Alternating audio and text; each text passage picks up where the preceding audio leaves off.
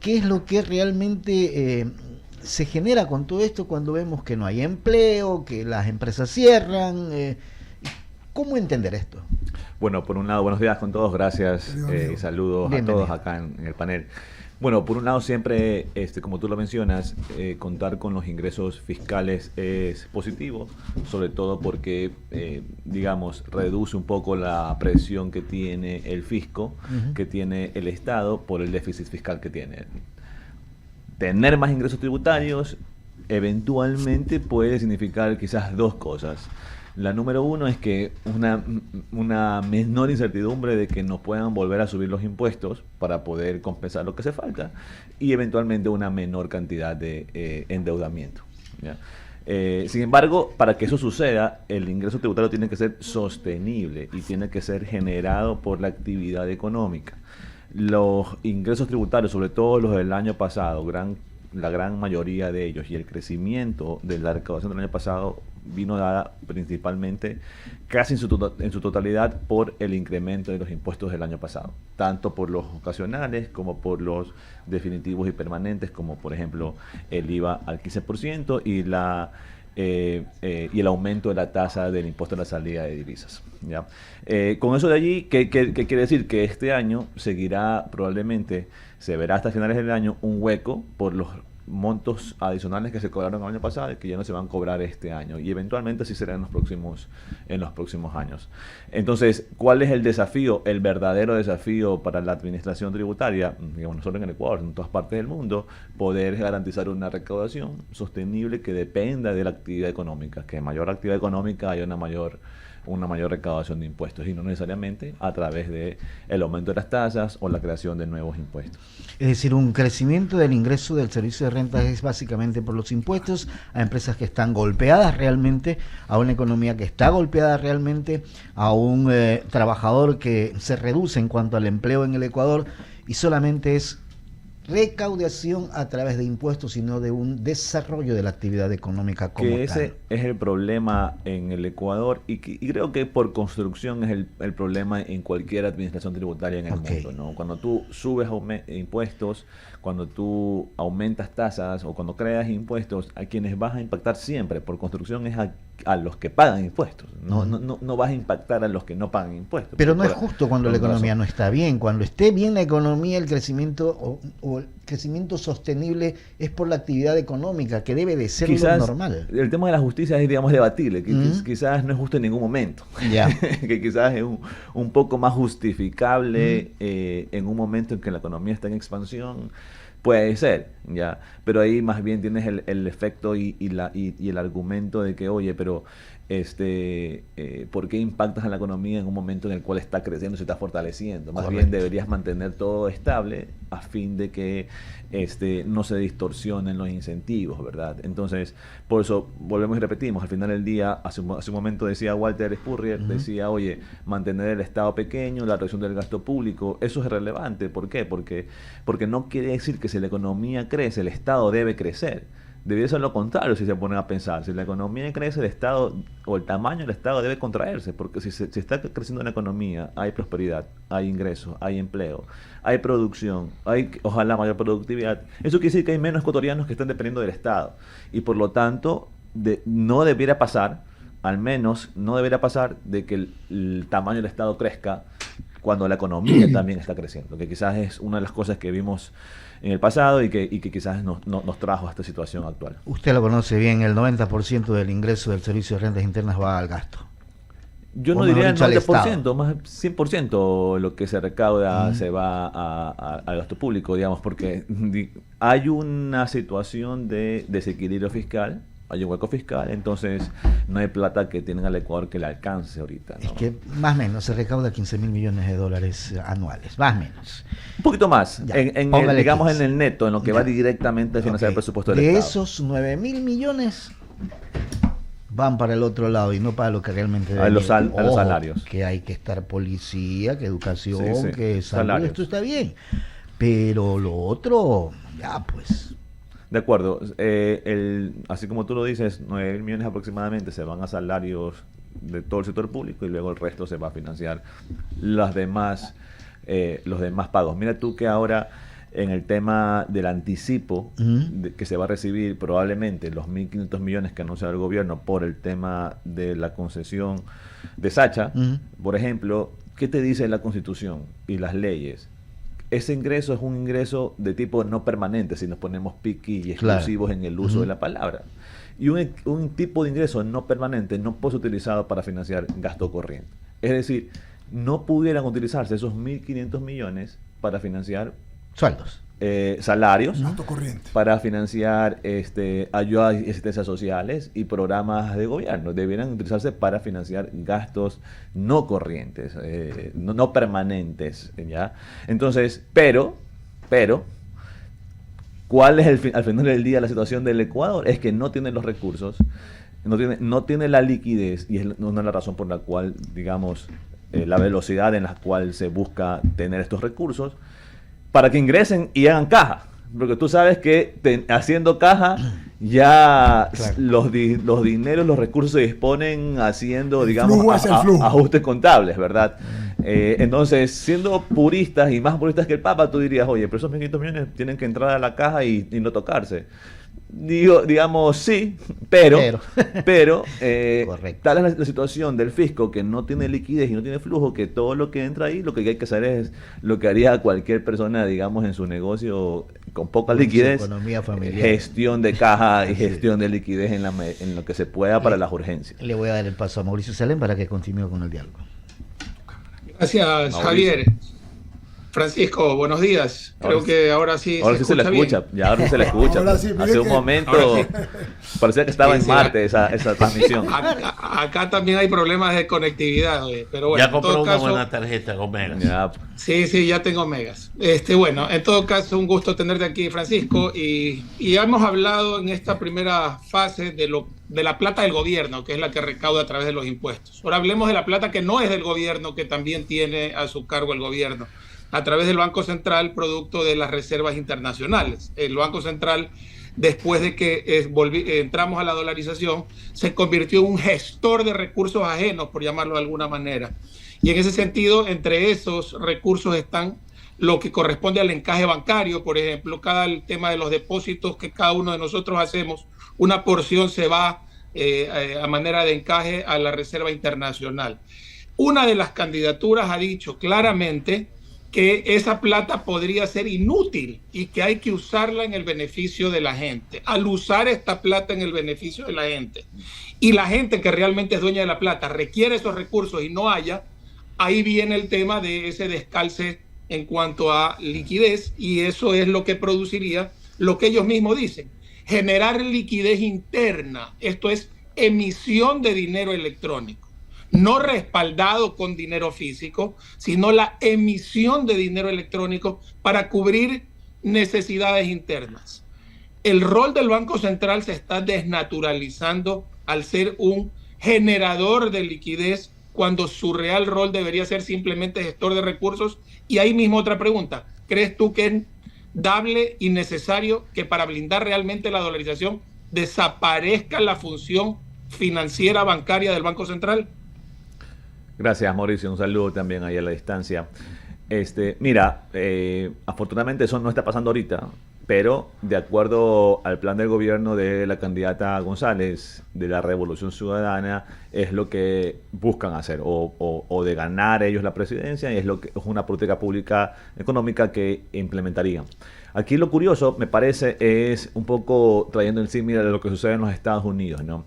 El presidente Trump está aplicando exactamente la misma receta que aplicó durante su primer mandato, hablando en el tema comercial, hablando en el tema de tarifas de aranceles al comercio exterior, y está esperando probablemente una consecuencia totalmente diferente a lo que ya pasó en su primer mandato cuando implementó esta política de los aranceles, que fue que se contrajo la producción, se contrajo el empleo, y un poco hubo también además inflación. Hay algunos papers y escasos estudios sobre este tema de aquí que está demostrado, digamos, y ahora está haciendo lo mismo para esperar consecuencias o resultados diferentes, más empleo, menos inflación, entre otras cosas. Acá en el Ecuador tenemos lo mismo, ¿verdad? Se está proponiendo un sistema que no es novedoso ni nuevo, que ya se lo implementó, ya se lo hizo en el pasado, hacia finales del periodo del presidente Correa, cuando se le acabaron todas las fuentes de financiamiento, cuando ya se le había acabado el fondito que había de ahorro, cuando ya se había duplicado o triplicado la recaudación tributaria, cuando ya se había obtenido todo el financiamiento petrolero posible, incluso no del presente, sino también del futuro. Ya cuando ya se había consumido prácticamente todos los recursos, ya no quedaban opciones, cuando ya no había acceso a financiamiento en mercados internacionales, cuando inclusive ya con China estaba un poco más complicado el asunto. Viene y dice, oye, aquí plata, digamos, empecemos a utilizar el Banco Central para hacer préstamos hacia el gobierno y a través de eso crear una especie de emisión inorgánica al final del día, ¿no? ¿Cuál es el asunto con eso? Es que aquí viene la siguiente pregunta, es, oye, ¿esto afecta a la dolarización, sí o no? Es la primera pregunta que hay que hacerse. Y ahí la respuesta corta y rápida es sí. La afecta porque la debilita y la complica, digamos, porque empieza a perder valor el dólar. Es una especie de devaluación de la moneda sin llamarlo así. Y la siguiente pregunta después de saber si afecta o no al dólar es, oye, si afecta, supongamos en primer lugar que yo no quiero perder el dólar, ¿qué tengo que hacer? Supuestamente dentro de la técnica económica para no perderlo. Entonces tú dices, oye, aquí, entonces, ¿qué es lo que hay que hacer? Corralito. Impidamos que los dólares se vayan de la economía. Porque como tú dices, gestiona la liquidez interna. No quiero que se vayan esos dólares que me estoy gastando. Porque no sirve. No quiero que se vayan porque los dólares que emito no sirven. Porque no pueden ser utilizados afuera, porque en verdad no tengo esos dólares. En verdad me los he inventado. En verdad eso es un asiento contable, si se quiere decir, básicamente. Literalmente son un asiento contable. Entonces, ¿qué es lo que hago corralito? ¿Y cómo hago el corralito? Es un cerco alrededor del Ecuador y te digo, ok. Y ahí es cuando decía el ex candidato Arauz, y que pareciera que es cercano al equipo económico actual de este nuevo equipo de gobierno, de la candidata González, que decía, oye, un ICD al 25%. Pues, obvio, porque eso es consistente con evitar la salida de dólares que están multiplicando e inventando. Oye, ¿qué más te dicen? Ponle cupos de importación a ciertos productos, lo que ellos llaman suntuarios o grandes. No permitas que se importe, ya sea en dólares o en unidades, más de tanta cantidad.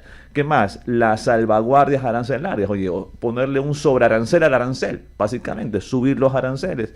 Y en general, entonces hemos hablado de impuestos, porque el ISD es un impuesto a la circulación de capitales hacia el exterior. Hemos hablado de comercio exterior y hemos hablado de, bueno, también de aranceles. Entonces, al final del día, esos y cualquier otro mecanismo que te diga, oye, no pueden transferirse dólares al exterior. ¿Por qué? Porque desde esa visión y desde ese entendimiento de la economía, que luego podemos decir si estamos o no estamos de acuerdo, desde ese entendimiento de la economía, así se cierra el círculo para decir, oye, cuidemos el dólar. Entonces hasta esa parte de la historia, yo digo, cuando ellos te dicen, y dicen, no, es que nosotros queremos el dólar, yo te digo, yo les puedo creer, porque ya lo han demostrado que así es. La tercera pregunta, entonces, oye, pero ¿qué tan sostenible es eso para eventualmente obligarme a una situación que es la que todo el mundo quiere evitar? Entonces, ¿cuál es el fin de ese camino? ¿Cuál es el destino de ese camino? Es la tercera pregunta. Y ahí sí te digo, muy probablemente, con gran probabilidad, el fin y el destino de ese camino es tomar una decisión al final del día política de cambiar una moneda en el momento en el cual ya no te haya esa consistencia entre los que tú dices, oye, esos dólares, hay tantos dólares falsos contables en la economía que ya ni con el impuesto a las salidas los contienes. Ya, entonces ahí es cuando tienes que enfrentar una decisión que, digamos, nadie debería tener que enfrentar y no se la debiera propiciar. Que entonces volvemos al inicio del asunto. Entonces, oye, ¿es conveniente para la dolarización emprender este camino? Entonces la conclusión lógica es que no es conveniente para la dolarización. Y creo que, bueno, y tú decías el último tema del Banco Central. Para mí, en un eventual gobierno de la Revolución Ciudadana, lo primero que van a hacer, y una de las primeras leyes que van a buscar reformar, es el Código Monetario, en donde van a querer tener el control de las juntas política, regulación de las regulaciones, correcto, del Banco Central, que son los que designan al gerente del Banco Central, y que a través de eso cambiar eventualmente el gerente del Banco Central para poder luego, con los otros cambios normativos, también hacer uso de las reformas, pero de los dineros. Con lo que quiero decir también, que creo que es importante que se sepa para la opinión pública, es que, oye, el camino de tomar dinero de las reservas no es que me siento y lo hago. digamos, hay varias señales de por medio, ¿no? La primera de todas es cambiar la ley. La segunda, oye, cámbiate la junta financiera. La tercera, que la junta financiera cree normativa ahí para poder utilizar esas reservas. Y la cuarta, que cambien a la gente central. Y la quinta, bueno, empieza a operar el sistema. O sea, y digamos, todo eso no sucede. Tú y yo sabemos que hemos estado en la función pública, no sucede, digamos, tan rápido como uno quisiera a veces. De acuerdo, y básicamente eso, que se vuelve una economía de espejismo en el cual no sabemos cuáles son dólares reales y cuáles son dólares no reales, y ahí es donde la gente comienza a requerir dinero físico y comienza a ver también otro problema que se da, que es el retiro de dinero del sistema financiero y tratar de llevarlo y tenerlo a mejor recaudo. No hay nada más sensible que el dólar, y en ese aspecto yo creo que tenemos que ser muy cuidadosos y estar muy pendientes de qué es lo que quieran hacer. Un abrazo, Francisco, gracias por tus comentarios. El problema es que hay mucha gente que recuerda la época del gobierno de la lista 5, entonces 35, donde hubo mucho dinero en la calle, porque había mucha obra, y entonces había dinero, el precio del petróleo, no lo entiende mucho la gente, valía más de 120, había mucho, y la gente extraña ese periodo porque a todos nos gusta el bienestar, y lo entiendo, pero el problema de eso, y alguna vez lo conversamos contigo, creo que tú gastas todo lo que tienes y la fiesta dura hasta cuando dura.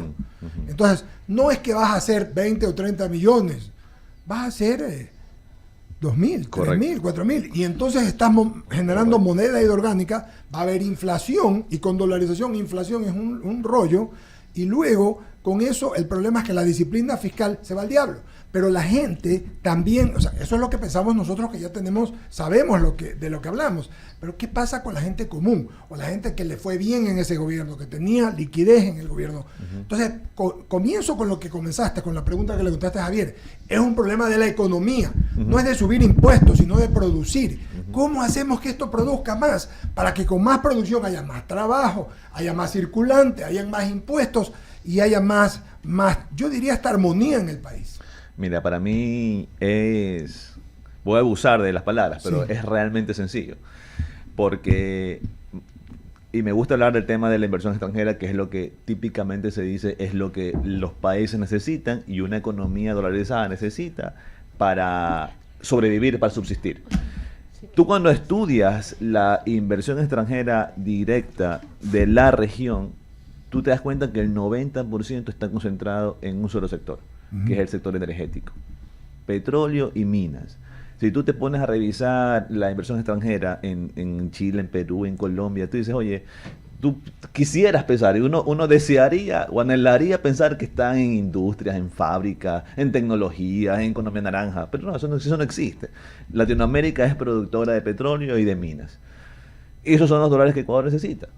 Y Ecuador necesita enfocarse literalmente en minas y petróleo, que es lo que va a traer miles de millones de dólares a la economía para que todo lo demás empiece a funcionar muy probablemente alrededor de ese tipo de cosas.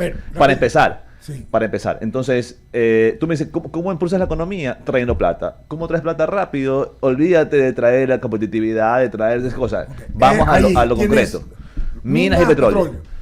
Y si quieres, súmale electricidad, pero súmale todo eso de allí, que es lo que te va a generar miles de millones de dólares para mover la economía, y a partir de eso, que ya tengas la plata acá, bueno, vas viendo cómo se van dinamizando y vas propiciando el desarrollo de otros sectores en el camino. Pero si esperamos convertirnos en Singapur, en una economía muy competitiva, y el día de mañana tener miles de millones en industrias que no tenemos en el Ecuador, desarrollo industrial avanzado, entonces vamos a demorarnos otra vez 30 y vamos a seguir en 30 años y seguir entrampados en este buen deseo. Solamente para concluir, el problema con lo que tú dices es que es real, pero mira el problema que se armó con el Campo Sacha. Correcto. Mira el relajo.